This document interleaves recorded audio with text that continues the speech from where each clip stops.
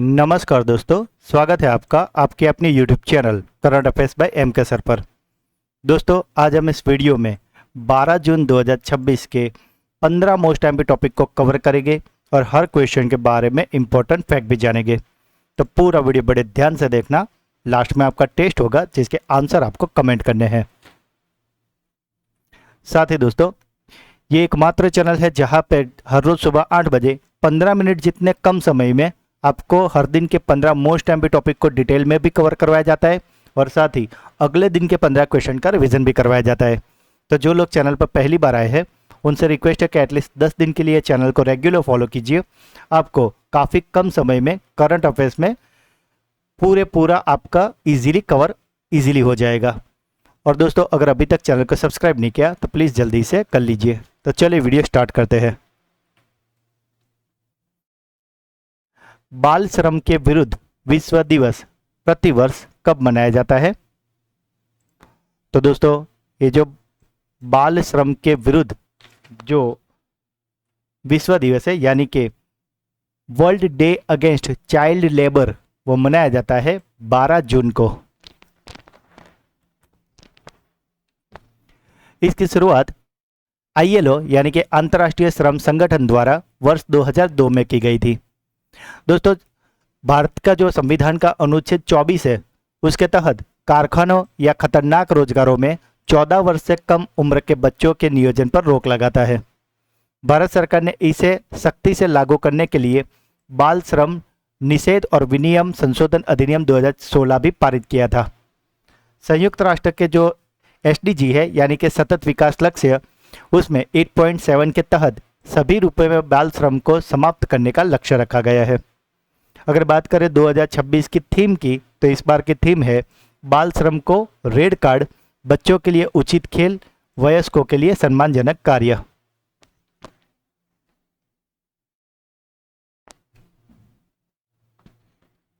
Meta और Reliance industries मिलकर भारत का पहला AI सक्षम डेटा सेंटर कहाँ स्थापित करेंगे? तो दोस्तों, ये जो मेटा के जो संस्थापक है मार्क जुगरबर्ग और रिलायंस के मुकेश अंबानी, उन दोनों के बीच में जो एक डील हुई है उसके तहत ये जो AI डेटा सेंटर बनने वाला है वो है गुजरात के जामनगर में। और इसके तहत दोस्तों, अब इसके बाद जो भी आप फेसबुक, इंस्टाग्राम सब चला रहे हो उसमें स्पीड आपको अधिक मिलेगी और डेटा की प्राइवेसी भी ज़्यादा बढ़ जाएगी।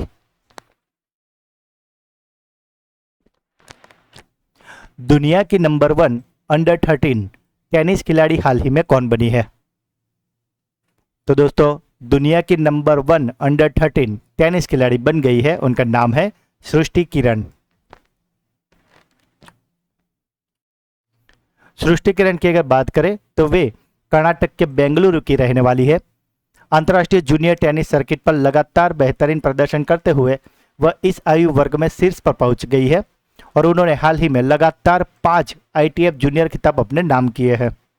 हाल ही में ग्वाटेमाला में आयोजित ITF world tennis tour junior J100 में उपविजेता रहने के बाद वे 357वीं करियर हाई ITF जूनियर यानी कि अंडर 18 रैंकिंग पर पहुंच गई है, जो वैश्विक स्तर पर अंडर 13 श्रेणी की खिलाड़ियों में सर्वश्रेष्ठ स्कोर है।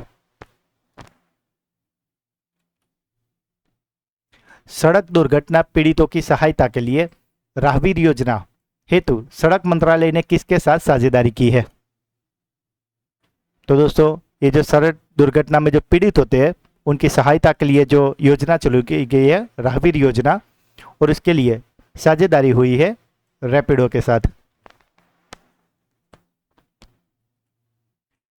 इस सहयोग का मुख्य उद्देश्य है नागरिकों और रैपिडो के ड्राइवरों को दुर्घटना पीड़ितों को गोल्डन आवर, जो कि दुर्घटना के ठीक बाद का 1 घंटा माना जाता है, उसमें मदद करने के लिए जागरूक करना है। इस पहल की शुरुआत में देश भर के 4 लाख से भी अधिक रैपिडो कैप्टन्स ने एक साथ सुरक्षा प्रतिज्ञा ली थी, जो भी एक नया गिनीज वर्ल्ड रिकॉर्ड दर्ज हुआ है। राहवीर योजना की अगर बात करें तो इसके तहत गोल्डन आवर, जो कि जैसे हमने बताया कि दुर्घटना के ठीक बाद का 1 घंटा, उसमें अगर पीड़ित की जान बचाने वाला व्यक्ति जिसको राहवीर कहा गया है तो उसको 25,000 का नकद पुरस्कार और प्रशंसा पत्र भी दिया जाता है। सरकार दुर्घटना के बाद अस्पताल में पहले 7 दिनों का खर्च, जो कि अधिकतम 1.5 लाख तक का, वह खुद सरकार उठाएगी। और एक व्यक्ति इस योजना के तहत 1 साल में अधिकतम 5 बार इसका पुरस्कार प्राप्त कर सकता है।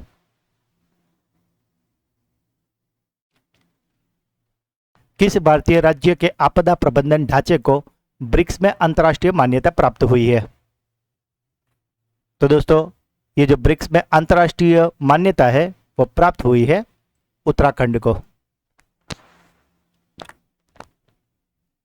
दोस्तों, अगर अभी तक वीडियो को लाइक नहीं किया और चैनल को सब्सक्राइब नहीं किया तो प्लीज जल्दी से कर लीजिए। प्रधानमंत्री नरेंद्र मोदी ने 13 से 18 जून 2026 के बीच किन 2 देशों की आधिकारिक यात्रा पर रहेंगे? तो दोस्तों, मोदी जी 13 से 18 जून 2026 को आधिकारिक यात्रा पर जाने वाले हैं। वो 2 देश है फ्रांस और स्लोवाकिया। केंद्र के विमानन दृष्टिकोण के तहत इजी कनेक्ट फ्लाइट मॉडल में शामिल होने वाला पहला शहर कौन सा बन गया है? तो दोस्तों, ये जो इजी कनेक्ट फ्लाइट है उसमें शामिल हो गया है उत्तर प्रदेश का वाराणसी। दोस्तों, अब वाराणसी से जो भी पैसेंजर विदेश जाएंगे वो वाराणसी में ही अपना लगेज चेकअप और बाकी फॉर्मेलिटी पूरी कर सकेंगे। पहले उनको इसके लिए दिल्ली जाना पड़ता था लगेज कैरी करने के लिए। साथ ही दोस्तों, मई मंथ का मंथली करंट अफेयर्स वीडियो, जिसमें हमने मई मंथ के मोस्ट एमपी 200 एमसीक्यू करवाए हैं। तो अगर आप ये वीडियो देख लोगे तो मई मंथ के मंथली करंट अफेयर्स रिगार्डिंग आपको और कोई भी वीडियो या मैगजीन पढ़ने की जरूरत नहीं रहेगी। और दोस्तों, हमारा वीडियो काफ़ी शॉर्ट एंड स्वीट रहता है और हम ऐसे ही क्वेश्चन लेते हैं जो आपकी हर एग्जाम के लिए बहुत ही ज़्यादा इंपॉर्टेंट हो। तो दोस्तों, इसे आप बिल्कुल भी मिस मत करना। इसका लिंक आपको इसी वीडियो के डिस्क्रिप्शन में मिल जाएगा। और अगर आपको आगे के किसी भी मंथ के वीडियो चाहिए तो सभी मंथ के वीडियो हमारे चैनल पर अवेलेबल है, जिसमें हमने हर मंथ के ऐसे मोस्ट एमपी 200 एमसीक्यू कवर करवाए हैं। तो इन सबको आप अवश्य देख लें। उज्जैन की किस एआई आधारित परियोजना को राष्ट्रीय ई गवर्नेंस पुरस्कार से के लिए चुना गया है?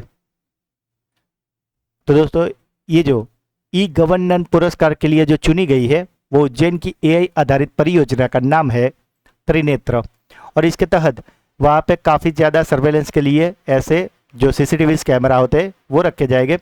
और दोस्तों, ये इतना हाईटेक है कि जो फेस रिकॉग्नाइज और जो HRPN नंबर प्लेट होती है उसको भी रिकॉग्नाइज करके उसका एनालिसिस कर पाएंगे। मनरेगा के स्थान पर कौन सी योजना शुरू की गई है?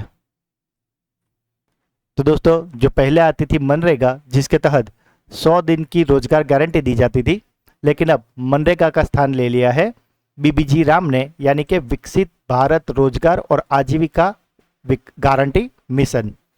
और दोस्तों, इसके तहत 125 दिन की आजीविका तय की गई है।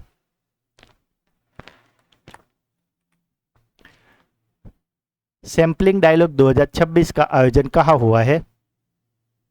तो दोस्तों, ये जो सैम्पलिंग डायलॉग 2026 है इसका आयोजन हुआ है गुजरात के अहमदाबाद में। और इसके मुख्य अतिथि के रूप में आए थे चिराग पासवान।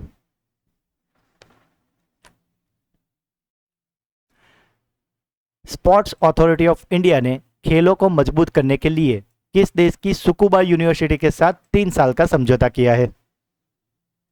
तो दोस्तों, ये जो साई है यानी कि स्पोर्ट्स अथॉरिटी ऑफ इंडिया, इसने खेलों को मजबूत करने के लिए जो सुकुबा यूनिवर्सिटी के साथ 3 साल का MOU किया है। और ये सुकुबा यूनिवर्सिटी है प्रख्यात, जापान की प्रख्यात यूनिवर्सिटी है।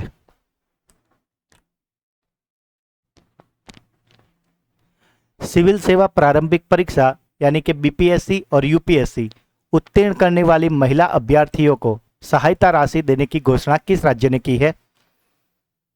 तो दोस्तों, ये जो BPSC और UPSC उत्तीर्ण करने वाली जो महिला अभ्यर्थियों को सहायता देने की घोषणा है वो की गई है बिहार सरकार द्वारा। और इसके तहत जो भी BPS यानी कि बिहार पब्लिक सर्विस कमीशन को पास करेगा उनको 50,000 और UPSC पास करने पर 1 लाख की वित्तीय सहायता दी जाएगी। पहले दोस्तों, ये जो योजना थी वो सिर्फ जो अनामत वर्ग के लोग थे उनको ही दी जाती थी, लेकिन अब सभी वर्ग की, जिसमें सामान्य वर्ग भी है, सभी वर्ग की महिलाओं को इसका लाभ दिया जाएगा। सरकारी नौकरियों में प्रमोशन के लिए 2 बच्चों का नियम किस राज्य सरकार ने हटा दिया है? तो दोस्तों ये जो 2 बच्चों वाला नियम था उसे अब हटा दिया है मध्य प्रदेश ने।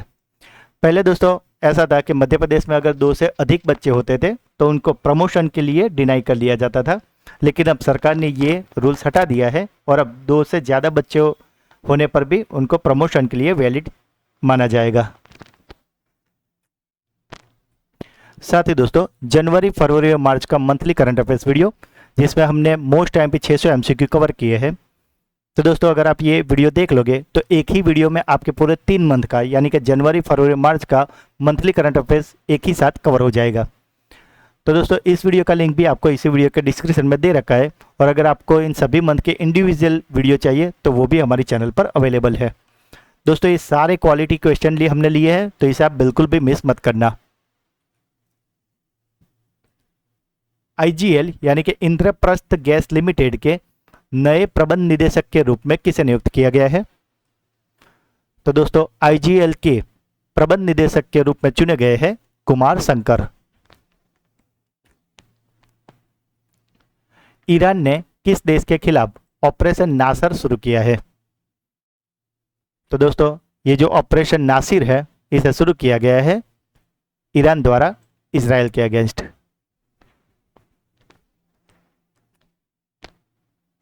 तो दोस्तों ये थे आज के 15 मोस्ट टाइम पे टॉपिक। अब बारी है आपकी ब्रेन बूस्टर क्विज की, जिसके आंसर आपको कमेंट करने हैं। तो आज का पहला सवाल, मेटा और रिलायंस इंडस्ट्री मिलकर भारत का पहला AI सक्षम डेटा सेंटर कहाँ स्थापित करेगी? सरकारी नौकरियों में प्रमोशन के लिए 2 बच्चों का नियम किस राज्य सरकार ने हटा दिया है? और आखिरी सवाल, उज्जैन की किस AI आधारित परियोजना को राष्ट्रीय E-गवर्नेंस पुरस्कार के लिए चुना गया है? तो दोस्तों तीनों क्वेश्चन के आंसर आपको कमेंट में बताने हैं।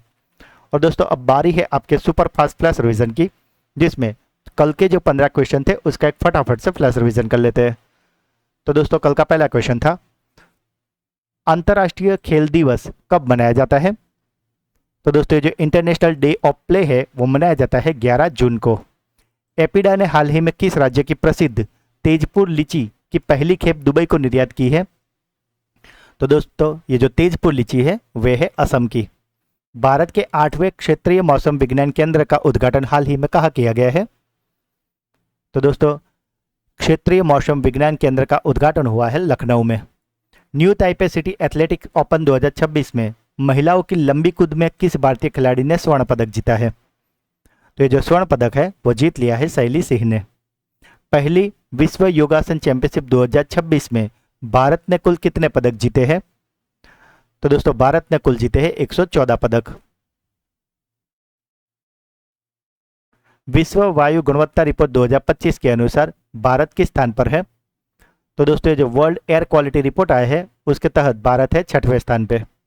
सिप्री की रिपोर्ट के अनुसार भारत के पास वर्तमान में कुल कितने परमाणु हथियार हैं? तो दोस्तों भारत के पास है 190 परमाणु हथियार। हाल ही में भारत ने किस पड़ोसी देश के साथ अपने NPI को भारत के UPI के साथ लिंक किया है? तो दोस्तों ये जो UPI के साथ NPI को लिंक किया है नेपाल ने। हाल ही में पर्सनल कंप्यूटर के लिए RTX स्पार्क चिप किस कंपनी ने लॉन्च की है? तो दोस्तों RTX स्पार्क चिप को लॉन्च किया है NVIDIA ने। भारत का पहला मॉडल बॉर्डर विलेज कौन सा गांव बना है? तो मॉडल बॉर्डर विलेज बना है लद्दाख का चुमुर गांव। जेवलिन थ्रो यानी कि भाला फेंक में 90 मीटर का आंकड़ा पार करने वाले चौथे एशियाई खिलाड़ी कौन बन गए हैं? तो दोस्तों ये जो चौथे एशियाई खिलाड़ी है वो है Ramesh Pathirage. EF best banks award 2026 में बैंकर ऑफ द ईयर पुरस्कार किसे मिला है? तो ये अवार्ड दिया गया है के सत्यनारायण राजू को। हाल ही में भारतीय विद्या भवन का अध्यक्ष किसे नियुक्त किया गया है? तो दोस्तों भारतीय विद्या भवन के अध्यक्ष बने हैं बनवारी लाल पुरोहित। हाल ही में जारी संस्मरण view from the east wing a memoir की लेखिका कौन है? तो दोस्तों ये जो view from the east wing है इसे लिखा है जिल बाइडन ने। भारतीय नौसेना के किस लेफ्टिनेंट कमांडर को हाल ही में शौर्य चक्र से सम्मानित किया गया है?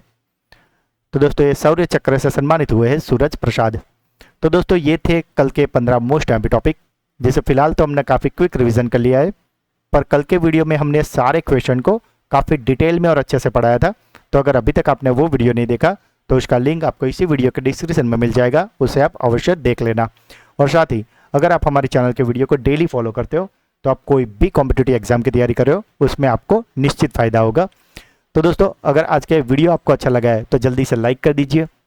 जो भी क्वेश्चन पूछे गए या अगर आपका कोई डाउट है और ख़ास वीडियो आपको कैसा लगा वो कमेंट में ज़रूर बताएं, क्योंकि दोस्तों मैं हर कमेंट पढ़ता हूँ और हर कमेंट का रिप्लाई मैं अवश्य से करता हूँ। दोस्तों, ये जो वीडियो की लिंक है इसे अपने सभी व्हाट्सएप, टेलीग्राम और सभी सोशल मीडिया पर शेयर अवश्य करें। और अगर अभी तक चैनल को सब्सक्राइब नहीं किया तो प्लीज़ जल्दी से कर लीजिए। तो मिलते हैं एक अगले वीडियो में, तब तक के लिए पढ़ते रहिए, आगे बढ़ते रहिए। जय हिंद, जय भारत।